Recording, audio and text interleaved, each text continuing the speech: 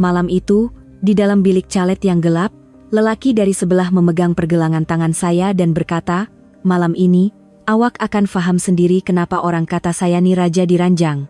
Jantung saya terus berdegup kencang. Saya coba menolaknya sambil menjerit, "Jangan. Awak masih suami orang, kalau orang tahu, saya akan dicerca seumur hidup." Tetapi, dia merapatkan lagi tubuhnya dan berbisik dengan suara yang perlahan, "Rumah tangga saya dah lama hancur. Sekarang, hanya awak yang ada di sisi saya." Mendengar kata-kata itu, benteng pertahanan terakhir saya runtuh. Kami bersatu, membakar hangat bagai api yang terlarang. Seorang lelaki yang terkenal dengan kehebatannya di kawasan perumahan, dan seorang wanita kesunyian yang seumur hidupnya tidak pernah merasai kepuasan batin. Adakah pertemuan kami di tempat percutian ini satu takdir? Ataukah ia permulaan sebuah kehancuran yang akan meragut segalanya? Saya akan membawa Anda semua ke tengah-tengah kancah drama yang mengejutkan dan tidak dapat dielakkan ini. Nama saya Fatimah, umur saya 58 tahun. Saya mengajar kelas seni batik di sebuah pusat community. Sudah 3 tahun saya bercerai dengan bekas suami yang tidak pernah serasi dengan saya di ranjang. Hubungan kami tidak pernah bertahan lebih dari 10 saat. Pada mulanya, saya tidak sangka hidup bersendirian akan sesunyi ini, tetapi kini saya sudah terbiasa. Setiap pagi, saya bangun pukul 7, bersarapan sekeping roti bakar. Apabila saya masuk ke kelas dan berhadapan dengan para pelajar, barulah saya rasa seperti masih hidup. Masalahnya bermula selepas pukul 6 petang, sebaik sahaja saya memadam lampu dan meninggalkan kelas. Dada saya mula terasa sesak sebaik sahaja menaiki tren LRT untuk pulang ke rumah. Sebaik sahaja saya membuka pintu rumah, kesunyian terus menyelubungi saya. Walaupun saya memasang televisyen atau radio, rasa sunyi itu tidak pernah hilang. Kadang-kadang, anak lelaki saya, Faizal, akan menelepon, tetapi selepas berkahwin, dia jarang datang menjenguk, mungkin karena segan dengan istrinya. Saya faham, ibu mentua selalunya dianggap membebankan bagi pasangan muda, tetapi sesekali, saya tetap terasa hati. Untuk makan malam, saya biasanya hanya makan mie segera atau kari pap sejuk beku. Sukar untuk bersungguh-sungguh menyediakan hidangan apabila makan seorang diri. Selepas makan, saya akan menonton drama sehingga sekitar pukul 10 malam sebelum masuk tidur. Tetapi, saya sukar untuk tidur. Sambil merenung sailing, saya sering terfikir, adakah hidup aku akan berakhir begini sahaja? Rasa sunyi itu semakin menjadi-jadi pada waktu malam. Ini karena bunyi-bunyian dari unit kondominium sebelah, setiap malam. Entah bagaimana saya harus katakan ini. Bunyi hubungan intim mereka kedengaran sehingga keluar. Suara istrinya yang mengerang, "Abang, saya tak tahan lagi. Boleh saya dengar menembusi dinding?" Pada mulanya, saya rasa janggal, tetapi lama-kelamaan, saya mula berasa cemburu. Di kalangan makcik-makcik di kawasan ini, lelaki jiran sebelah itu sudah terkenal dengan jolokan raja di ranjang. Di pasar raya, di dalam lift, di mana-mana sahaja, itulah topik perbualan mereka. Umur macam tu pun masih gagah perkasa, bertuah betul istri dia. Setiap kali mendengar perbualan seperti itu, saya berasa malu tetapi pada masa yang sama, timbul rasa ingin tahu yang aneh. Sepanjang 20 tahun perkawinan saya tidak pernah sekalipun merasai pengalaman intim yang begitu hebat. Bekas suami saya hanya akan terkial-kial sendirian dan selesai dalam masa kurang dari 10 saat. Segala keinginan dan nafsu saya sebagai seorang wanita terpaksa saya pendamkan seorang diri. Karena itulah, setiap kali mendengar cerita tentang jiran sebelah, saya sering berkhayal, bagaimana agaknya jika saya hidup dengan lelaki yang begitu hebat dan serasi di ranjang. Suatu hari, saya terserempak dengannya di dalam lift. "Assalamualaikum," kami saling bertegur sapa, dan entah kenapa, jantung saya berdebar-debar. Saat saya terpandang pahanya yang pejal dan sasa, terlintas di pikiran saya, adakah paha yang tegap seperti ini simbol kekuatan seorang lelaki? Saya hampir tidak dapat bernafas sepanjang perjalanan lift naik ke tingkat kami. Malam itu, kawan baik saya dari zaman sekolah, Siti, menelepon.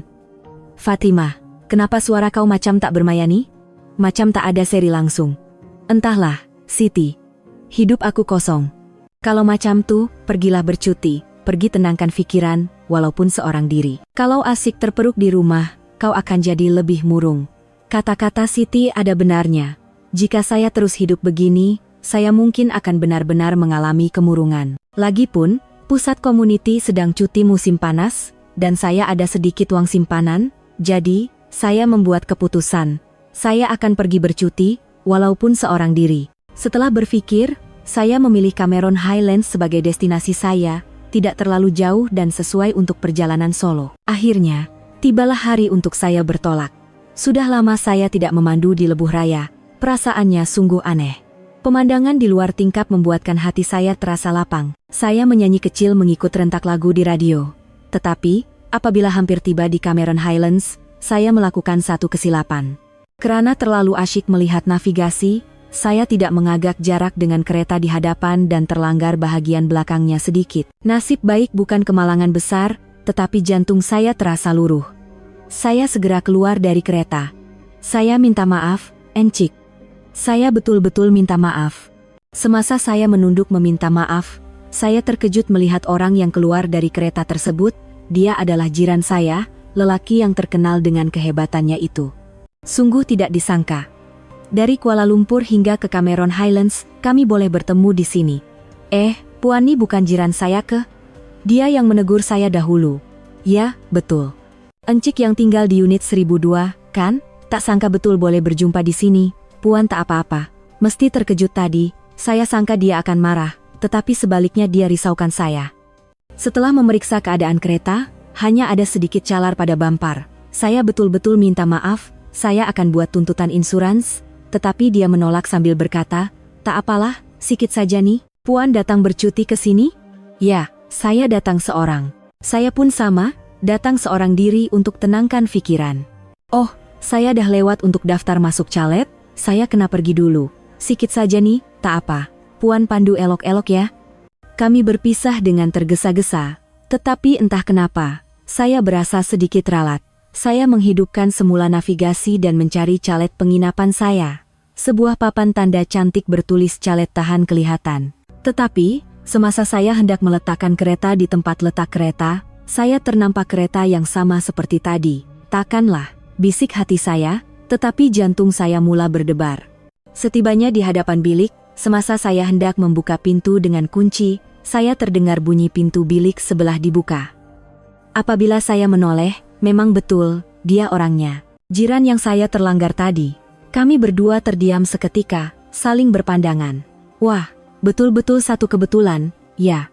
Saya yang memulakan bicara. Dia tersenyum dengan riak wajah yang tidak percaya. Mungkin ini namanya jodoh.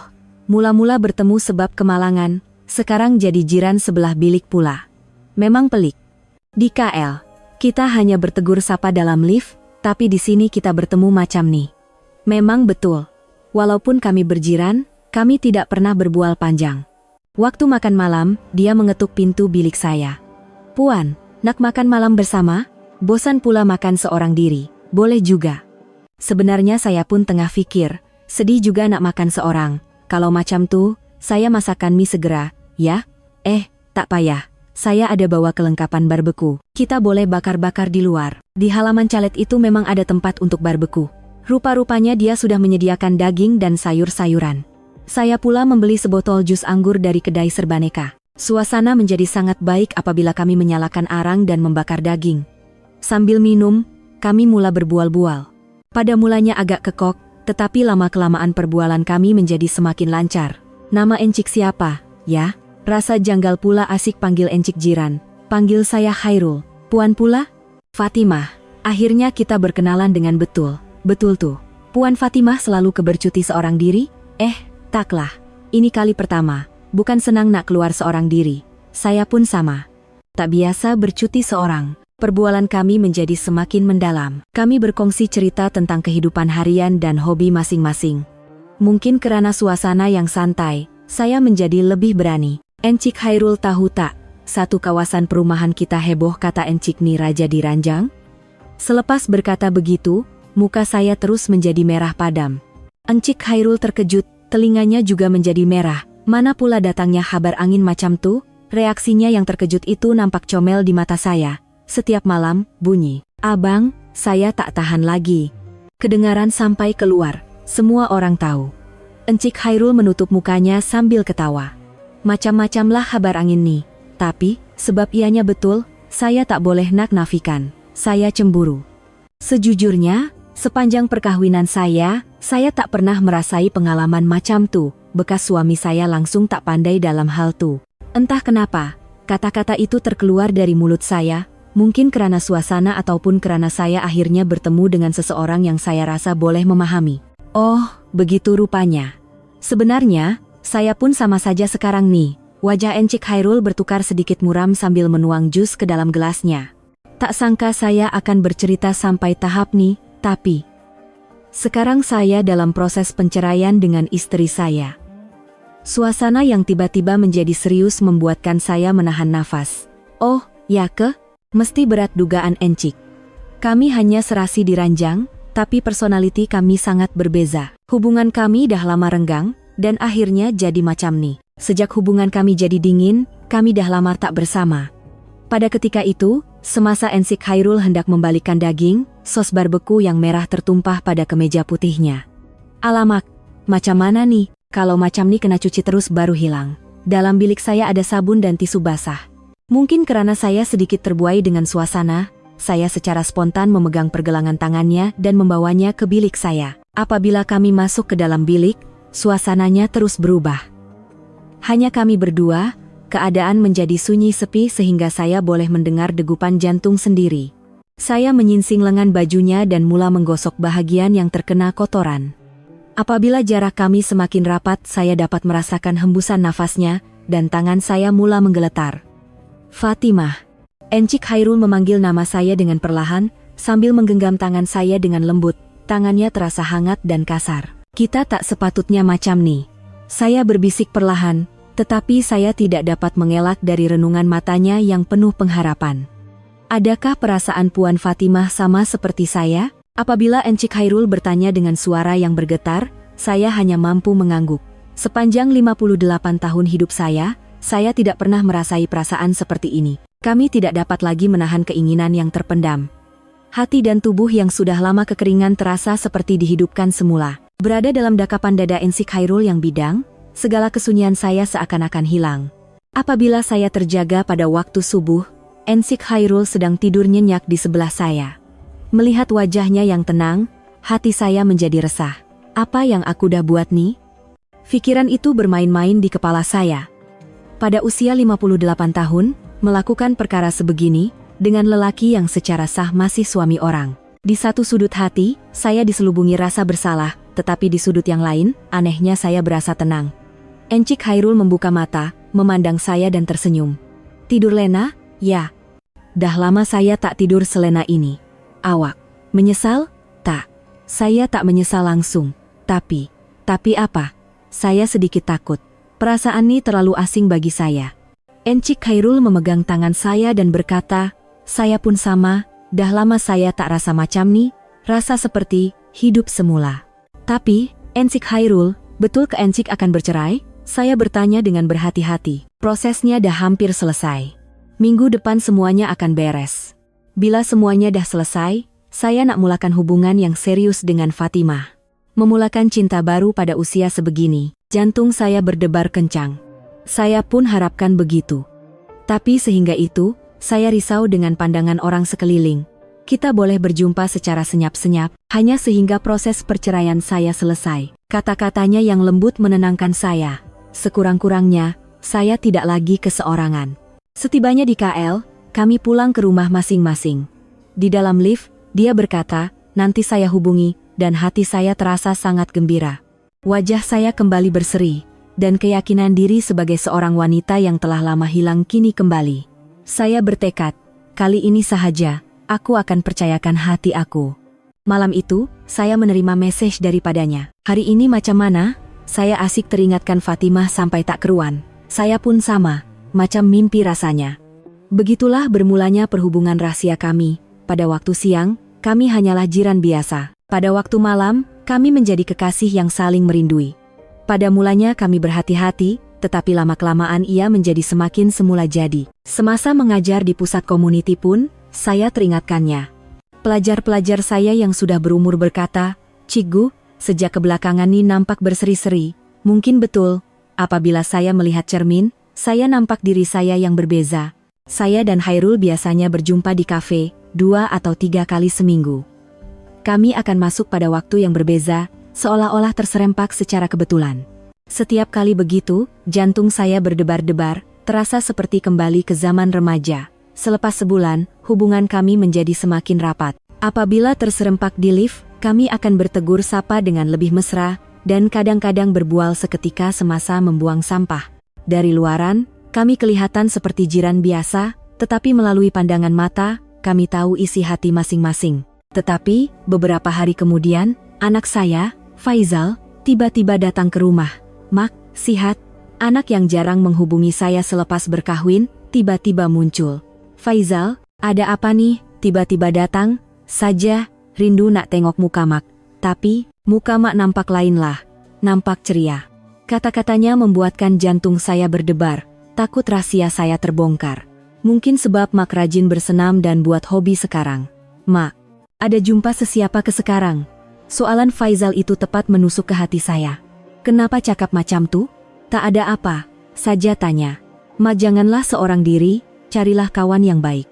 Selepas Faizal pulang, saya mula berpikir, bilakah masa yang sesuai untuk memberitahunya, tetapi saya rasa masanya belum tiba. Lebih baik saya tunggu sehingga perceraian Khairul selesai. Pada suatu hari, saya dan Khairul keluar ke sebuah kawasan yang agak terpencil untuk bertemu secara rahasia.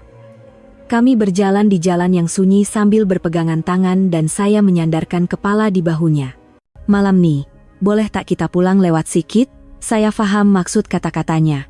Akhirnya, kami masuk ke sebuah hotel berdekatan. Karena rindu yang sudah lama terpendam, pertemuan kami kali ini lebih hangat dan penuh keinginan berbanding di Cameron Highlands. Tetapi, sebaik sahaja kami keluar dari hotel, saya ternampak seseorang berjalan dari arah bertentangan. Itu Faizal. Mak, suara Faizal bergetar. Mak, tengah buat apa nih?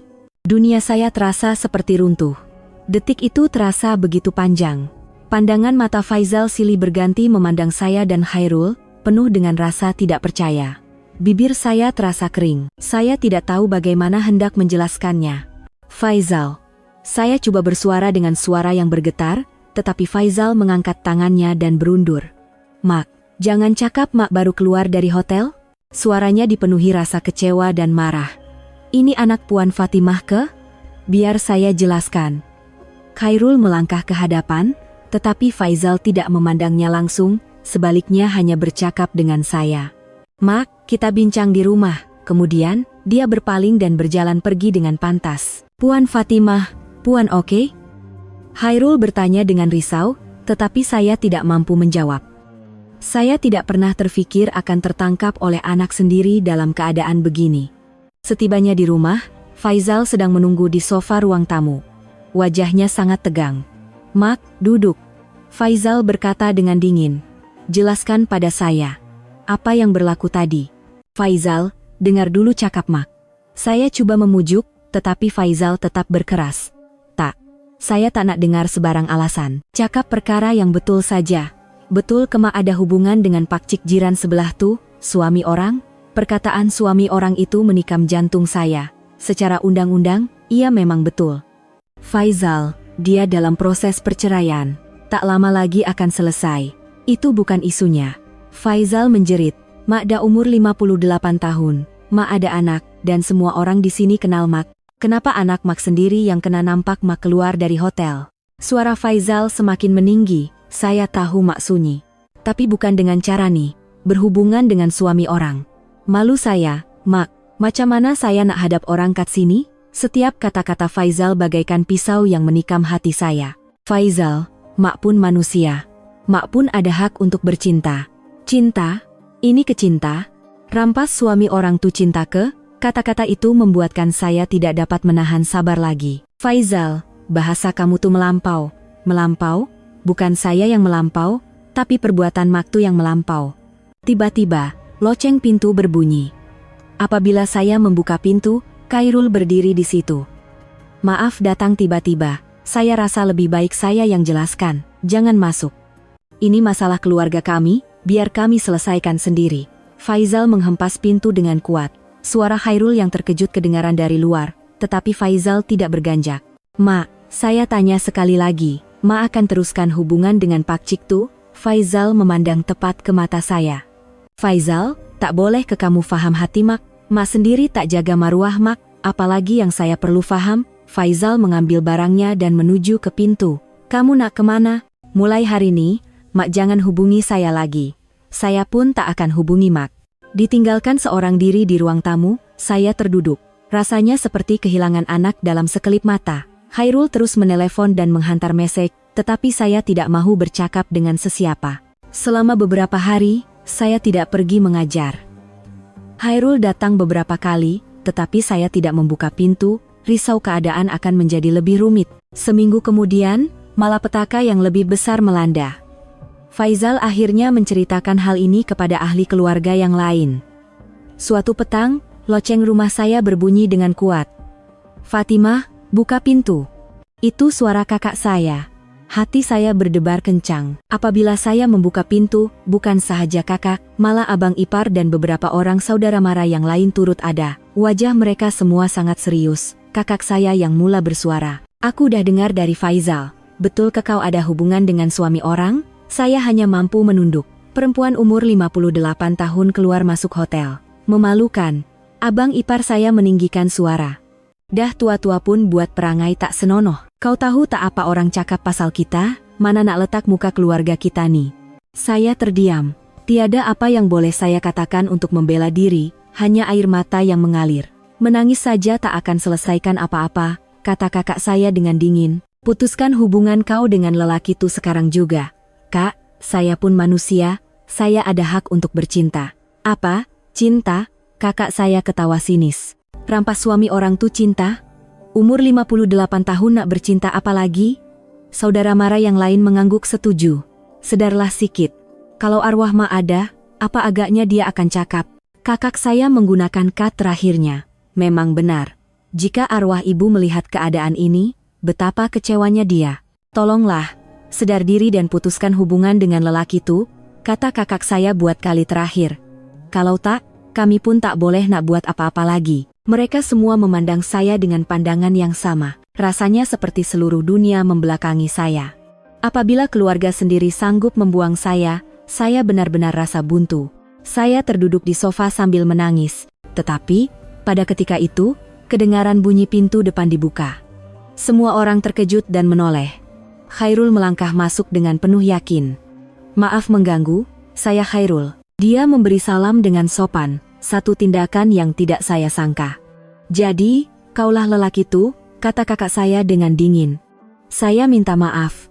Tapi Fatimah tak bersalah," kata Khairul dengan tegas. "Saya yang mulakan dulu, dan perkawinan saya memang sudah lama berakhir. Hanya tinggal proses pengesahan cerai sahaja." Cakap memang senang. "Tapi belum selesai sepenuhnya, kan?" Abang ipar saya menyoal. Khairul mengeluarkan beberapa keping dokumen dari bagnya. "Ini dokumen permohonan cerai. Jumat minggu depan akan disahkan secara muktamad. Nomor telepon peguam pun ada di sini. Kalau tak percaya, boleh sahkan sendiri." Saudara mara saya saling berpandangan. Rupa-rupanya, Khairul sudah membuat persediaan yang rapi. "Walaupun begitu, kau tahu tak apa orang cakap pasal kita?" Kakak saya terus mendesak. "Saya tahu. Tapi saya akan habiskan sisa hidup saya bersama Fatimah." Suara Khairul penuh dengan keyakinan. Saya tak peduli apa orang kata. Ketika itu, saya juga mendapat kekuatan. Saya tidak boleh terus bersembunyi. Saya pun nak jujur dengan perasaan saya sendiri. "Fatimah, kau dah gila ke?" Kakak saya menjerit, tetapi saya terus bercakap. Pada usia macam ni, mulanya saya rasa malu. Tapi sekarang, saya nak jujur dengan emosi saya. "Hei, kau dah gila ke? Umur 58 tahun nak bercinta apa? Umur tuh penting sangat ke, Kak?" Buat pertama kali dalam hidup, saya melawan cakap kakak saya. Saya pun manusia. Saya ada hak untuk mencintai dan dicintai. Khairul berdiri di sebelah saya.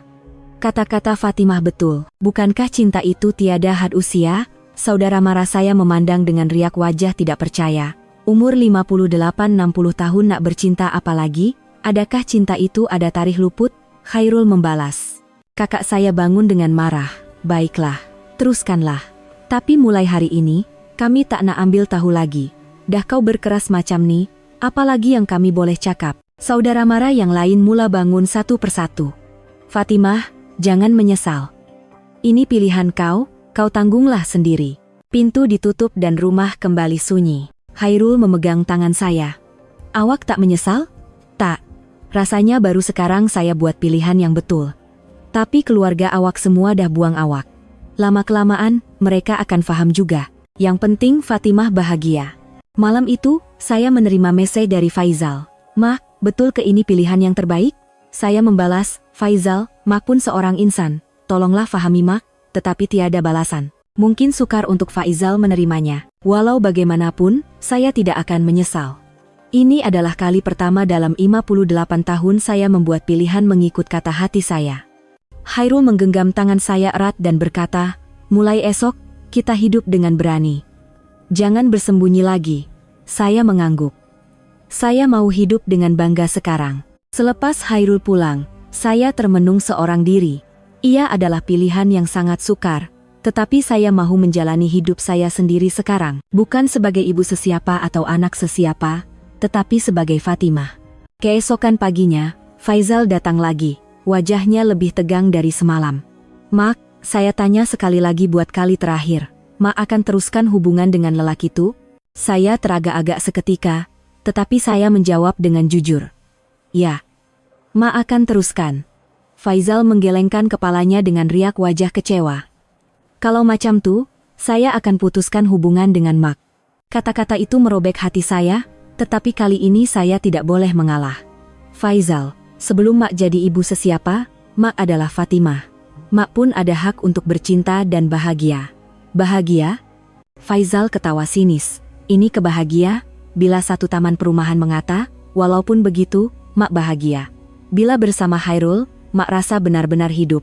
Faizal menggelengkan kepala dan bangun. "Baiklah, kalau itu pilihan Mak, saya tak boleh buat apa-apa, saya tak akan hubungi Mak lagi. Mak pun jangan cari saya lagi." Kemudian, dia membuka pintu dan pergi. Bunyi pintu dihempas kuat menusuk ke jantung saya. Ditinggalkan seorang diri di ruang tamu, saya terduduk. Lutut saya terasa lemah. Air mata saya mengalir deras memikirkan saya telah kehilangan anak saya. Adakah tindakan saya ini betul? Tetapi saya mengesat air mata dan bangun, menangis tidak akan mengubah apa-apa. Ketika itu, saya menerima mesej daripada Khairul. "Petang nih kita jalan-jalan? Cuaca nampak elok." "Baiklah, jumpa di Taman Tasik." Saya sudah bertekad untuk tidak bersembunyi lagi. Petang itu, saya berjalan-jalan di tepi Tasik bersama Khairul. Langit senja kelihatan sangat indah. Pandangan orang sekeliling terasa tajam, tetapi apabila Khairul memegang tangan saya mendapat kekuatan. "Anak awak macam mana?" Dia kata nak putuskan hubungan. Saya berkata dengan tenang. Khairul memujuk saya, "Jangan risau sangat, lama-kelamaan dia akan faham." Kami duduk di bangku sambil minum teh panas. "Fatimah, awak tak menyesal?" "Tak, rasanya baru sekarang saya mulai hidup dengan betul. Biarlah orang lain tak faham kita. Apa salahnya, asalkan kita bahagia, kan?" Khairul berkata sambil tersenyum. Pada saat itu, saya sadar. Walaupun pandangan orang lain dingin, hati saya masih hidup. Selama 58 tahun, saya hanya hidup sebagai anak, istri, dan ibu. Baru sekarang saya mulai hidup sebagai Fatimah. Bukan lagi rasa malu, tetapi keberanian yang membuka lembaran baru dalam sisa hidup saya. "Khairul, boleh ke kita hidup bahagia?" "Mestilah boleh. Cinta yang kita jumpa pada usia macam ni, bukankah ia lebih berharga?" Khairul menggenggam tangan saya dengan erat. Semasa berpisah di depan pintu, saya bertanya, "Esok kita jumpa lagi, kan?" "Mestilah. Mulai sekarang, kita akan berjumpa secara terbuka." Saya memandang keluar tingkap, bintang-bintang berkelipan di langit. Tuan-tuan dan puan-puan, begitulah saya jatuh cinta. Cinta lewat usia 58 tahun, tetapi ia adalah cinta sejati. Walaupun dunia membelakangi saya dan keluarga meninggalkan saya masih ada cinta. Itu sahaja sudah cukup untuk membuat saya bahagia. Esok adalah hari baru yang menanti untuk saya lalui bersama Khairul. Selepas 58 tahun, akhirnya saya akan menjalani hidup saya yang sebenar. Kepada Anda semua, jangan pernah rasa sudah terlambat. Cinta tiada had usia. Tidak kira berapapun umur Anda, selagi jantung Anda masih berdegup, itu sudah memadai. Seperti saya, pada usia 58 tahun pun, Anda masih boleh bertemu dengan cinta yang membara. Saya berharap suatu hari nanti, Anda juga akan menemukan cinta sejati yang membuatkan jantung Anda berdebar. Terima kasih karena menonton.